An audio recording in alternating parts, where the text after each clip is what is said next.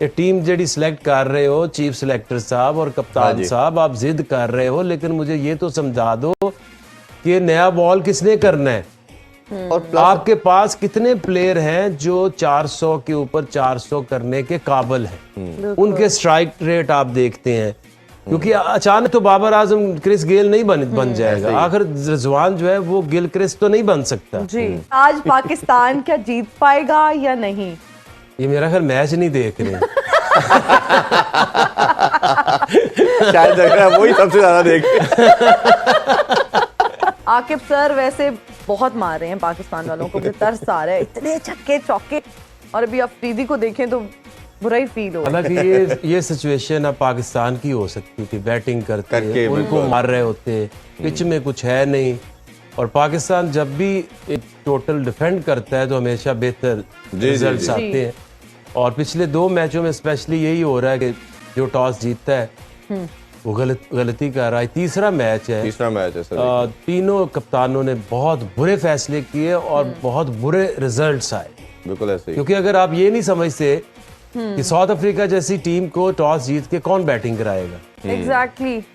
अब जैसे न्यूजीलैंड है, ये कब ट्रबल में आए जब चेजिंग में गए। साउथ अफ्रीका कब ट्रबल में आए जब चेजिंग में गए। तो ये टॉस जीत के ये किस दुनिया में रहते हैं और कहाँ पे ये डिसीजंस ले रहे हैं। आप गंदे डिसीजंस लोगे आपको मार पड़ेगी। बिल्कुल। अगर वैसे स्टैट्स की बात करें, वैसे तो बेमानी लगते हैं स्टैट्स, लेकिन फिर भी हम डिस्कस कर लेते हैं। वर्ल्ड कप में दोनों टीमें 9 दफा खेली, 7 दफा पाकिस्तान जीता और 2 दफा न्यूजीलैंड दफा सिर्फ न्यूजीलैंड जीती। लेकिन हेड टू हेड भी हमारा पल्ला काफी भारी है। 115 मैचेस हुए, 60 हम जीत चुके हैं और 51 टाइम न्यूजीलैंड जीता। तो दोनों तरफ देखा जाए तो पाकिस्तान को एज हासिल है, क्योंकि हमेशा हमने डोमिनेंस रखी न्यूजीलैंड के ऊपर। बट ये तो ओवरऑल जब आप बात करते हैं तो आप 80s में चले जाते हैं, 90s में चले जाते हैं, तब उनकी जो क्रिकेट थी वो बहुत ज्यादा फर्क था। एवरेज थी जी। जैसे श्रीलंका की आज कल की टीम है इससे बेहतर थी, क्योंकि उनके पास इंडिविजुअल मार्टिन क्रो, हेडली और इस तरह के प्लेयर्स जी आते थे। बट ओवरऑल वहाँ की एक तो पिचेस इतनी स्लगिश होती, तो हमने मैचेस खेले हुए 170 किए, उसमें जीत गए। फिर उन्होंने जब ये 2000 में ये चेंज की है ना अपनी सॉइल जी, हार्ड और बाउंसियर ट्रैक्स, उसके बाद उनके प्लेयर्स भी डिफरेंट आना शुरू हो गए। उनकी क्रिकेट बहुत बदल गई है। वो फिर ऐसे भी मैचेस हैं जो वो सी टीम भी भेजी उन्होंने पाकिस्तान, वो नाम तो न्यूजीलैंड की लगेगी ना। वो पाकिस्तान की जो परफॉर्मेंसेज हैं, हम सारे नंबर 1 भी बनते हैं, हम नंबर 1 प्लेयर भी बनते हैं जी। तो ये नहीं सोचते कि ये ऑपोजिशन कौन सी थी, टीम कौन सी आई थी। न्यूजीलैंड टीम का, नेशनल टीम का मतलब कि उनकी पूरी फुल साइड। बिल्कुल ऐसे ही है। तो इसलिए आकिब सर जी मैसेजेस भी हमारे पास आए हैं, और एक हमारी फैन है जिन्होंने हमें मैसेज किया, मिसेस टिवाना पूछना चाह रही हैं कि आज पाकिस्तान क्या जीत पाएगा या नहीं। ये मेरा ख्याल मैच नहीं देख रहे शायद देख रहा है, वही सबसे ज्यादा देख ये खुद मैच अगर देखें तो मेरा ख्याल इनका ये सवाल ना हो, बनता नहीं है। लेकिन वो आपकी माहिराना राय जानना चाहती हैं। मेरी माहिराना राय ये है कि ये बहुत बड़ा ब्लंडर किया है कप्तान ने उनको बारी दे के, और अब you looking for what around 400 to chase down. किसी भी टीम के लिए आसान नहीं होता, तो आपने खुद ही एक आसानी को मुश्किल में बदला और आप कह रहे हैं कि कैसे जीत सकते हैं। मुझे लगता है मिसेस टिवाना को जवाब मिल गया है, जिस तरह से आकिब सर ने डिटेल में बता दिया है। और अब हम चलते हैं अपने एक वीडियो मैसेज की तरफ। ताहा अदनान ने लाहौर से हमें क्वेश्चन भेजा है, आपको दिखाते हैं। अस्सलाम वालेकुम। आपके भाई, क्या आपको नहीं लगता कि बाबर आजम को एक बेहतरीन कप्तान बनने के लिए ग्रूमिंग की जरूरत है? और ये हम देखें कि वर्ल्ड कप में हम 2 से 3 मैचेस सिर्फ बाबर आजम की गलत डिसीजन की वजह से हारे हैं, और हम 15 साल से जो ये कोचेस को बाहर से ला रहे हैं, क्या आपको नहीं लगता कि हमें लोकल कोचेस रखने चाहिए? क्योंकि आप देखें सिर्फ ठीक है सवाल। ये बच्चा भी कप्तानी का पूछा कि बाबर आजम को कितना ग्रूम अभी होना चाहिए पड़ेगा, और ये डिसीजन इनकी गलत डिसीजन की वजह से पाकिस्तान हारता है। दूसरा उन्होंने कोचेस के हवाले से पूछा कि कोचेस क्या लगता है, फॉरेन कोचेस होने चाहिए या अपने कोचेस के साथ हमें चलना चाहिए? देखिए, कोचेस के ऊपर चाहे फॉरेन हो चाहे लोकल हो, ऑनलाइन ना हो। ये तो मैंने आज तक जितनी मौकरी और जितना मजाक इन्होंने किया है मिकी आर्थर को लेके, यार ये कैसे मुमकिन है, और ये पूरी दुनिया में हजारों कोचेज हैं, हजारों लोग अवेलेबल हैं। अफगानिस्तान जैसे मुल्क ने अच्छे कोचेज रखे हुए हैं, सारी दुनिया में कोचेज अवेलेबल हैं।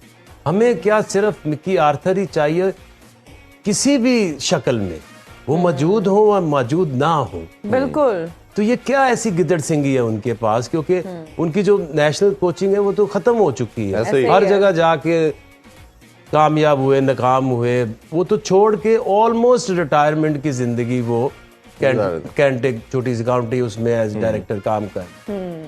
हमारी पता नहीं क्या मजबूरी है कि हमने मिकी आर्थर को ही रखना है, चाहे वो आधे हो, चाहे ऑनलाइन हो, चाहे अवेलेबल हो, चाहे ना हो। क्योंकि जो कोच है, कोच अगर प्रेजेंस हो इस सारे प्रोसेस में शामिल होता तो कम से कम ये तो सोचता कि ये टीम जेडी सिलेक्ट कर रहे हो, चीफ सिलेक्टर साहब और कप्तान साहब, आप जिद कर रहे हो, लेकिन मुझे ये तो समझा दो कि नया बॉल किसने करना है, और आपके पास कितने प्लेयर हैं जो 400 के ऊपर 400 करने के काबिल हैं। उनके स्ट्राइक रेट आप देखते हैं, क्योंकि अचानक तो बाबर आजम क्रिस गेल नहीं बन जाएगा। आखिर रिजवान जो है वो गिल क्रिस तो नहीं बन सकता जी। जो आपकी नेचर ऑफ प्ले है आप वैसे ही करोगे ना। ऐसे तो नहीं हो सकता कि ऑल ऑफ अ सडन आप हारिस रऊफ को बॉल दे, नए बॉल से वो 4 विकेटें ले लेगा, नहीं ले सकता। और दूसरी चीज आका भाई सबसे इंपॉर्टेंट इसमें यह है कि आपने इसको ये देखना है कि आपको डगआउट में कौन से लड़के तैयार करने हैं। जब आप इधर होंगे तो देखेंगे ना डोमेस्टिक में कौन सा लड़का ऐसा है, आपको तो पता ही नहीं है, तो आप किस तरह करेंगे। जो कप्तान की बात है, तो कप्तान को देखिए, ये बाबर को बड़ा अच्छा रन मिला, 4 साल मिले।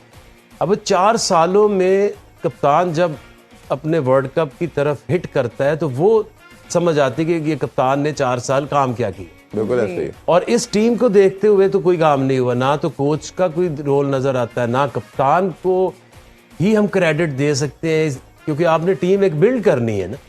बाकी अगर आप टीमें देखें तो जो अभी वर्ल्ड कप में कई टीमों की मैं समझ, इंग्लैंड को उनकी बुरी परफॉर्मेंस है, बट अगर उनकी आप टीम की सिलेक्शन देखें तो वो बिल्कुल ठीक हुई। एट टाइम्स आप क्लिक नहीं होते, एट टाइम्स आप हार के भी बोर हो जाते हैं, आप डिसंगेज हो जाते हैं, बट उनकी सिलेक्शन में मुझे कोई एतराज नहीं। अच्छा, एक और मैच जिस तरह हमने बात की, इंग्लैंड और ऑस्ट्रेलिया का भी खेला जाएगा। इंग्लैंड ने भी टॉस जीत लिया और फील्डिंग का फैसला किया है। ये भी डिसीजन कुछ समझ से बियॉन्ड ही नजर आ रहा है कि ऑस्ट्रेलिया अगर आपको 350-400 मार देगा तो फिर उन्होंने क्या कमबैक करना है। कैसे देखते हैं आप डिसीजन को? पता नहीं, या तो हमें समझ नहीं है या ये मैचेस जो पुराने होते हैं, जो अब आप जो एक ट्रेंड होता है ना मैचेस का, कभी ज्यादा रन्स बन रहे हैं, कभी कम बन रहे हैं, कभी चेज ज्यादा हो रहा है, कभी आप डिफेंड अच्छा कर रहे हैं। फिलहाल तो शाहीन को 16 पड़ गए इस ओवर में भी, और चैपमैन ने 3 चौके लगा दिए हैं उसको। तो चैपमैन तो वैसे भी आपका फेवरेट है, उसके लिए तो आप इंजरीज सारी ठीक होती जा रही हैं हमारे मैचेस में, हम देख रहे हैं। That is sad as well. Sad क्यों, उनके लिए खुश होना चाहिए। उनके लिए बिल्कुल वी आर हैप्पी कि वो इंजर्ड नहीं है। किसी प्लेयर को हम क्यों इंजर्ड कराएंगे? नहीं, हम तो खुश हो रहे हैं, स्किल से जीते, वो तो हमारे पास नहीं है। खेलों से रिलेटेड तमाम अहम खबरें और अपडेट जानने के लिए सुनो न्यूज़ के YouTube चैनल को भी सब्सक्राइब करें और बेल आइकन को क्लिक करना मत भूलिएगा।